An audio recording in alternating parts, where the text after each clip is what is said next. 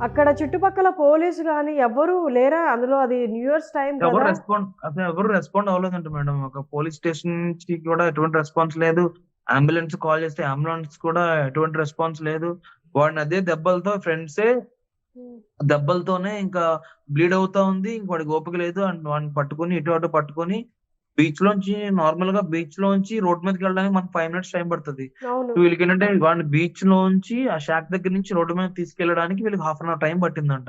And ఇంకా నడవలేకపోతే అక్కడ ఆ బెంచెస్ ఉన్నాయి కదా! దాని మీద పడుకోబెట్టి హ్మ్. ఇది నార్మల్ బెంచ్ కూడా కాదు. చాలా వెయిట్ ఉంటదది. వుడెన్ అవునవును. బెంచెస్ చెక్క అన్నమాట. బెంచులవి ఇవి. ఆ చెక్క బెంచ్ మీద పడుకోబెట్టి, ఆ చెక్క బెంచ్‌తో మోసుకెళ్లారీళ్ళు. మామూలుగా మనిషినే మనం మోయడం కష్టం. హ్మ్. దానికి తగ్గట్టు ఆ బెంచ్ కూడా చాలా వెయిట్. అక్కడ ఇంకేం లేవు ఆళ్ళకి. సోర్స్ ఇంకేం లేదక్కడ. సో హ్మ్. ఏంటంటే ఆ బెంచ్ మీద పడుకోబెట్టి తీసుకెళ్లారు. ఒక పిక్‌లో కూడా ఉంటది. అంత క్లారిటీ ఉండదు హ్మ్. పడుకోబెట్టినట్టు. హ్మ్. అట్లా ఆ బెంచ్ మేడం. అలాంటి బెంచ్ మీద పడుకోబెట్టి తీసుకెళ్లారు.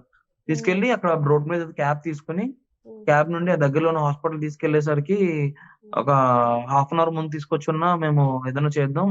అయ్యో! తనైతే హి ఈస్ నో మోర్ అని చెప్పేసారంట అక్కడే డాక్టర్.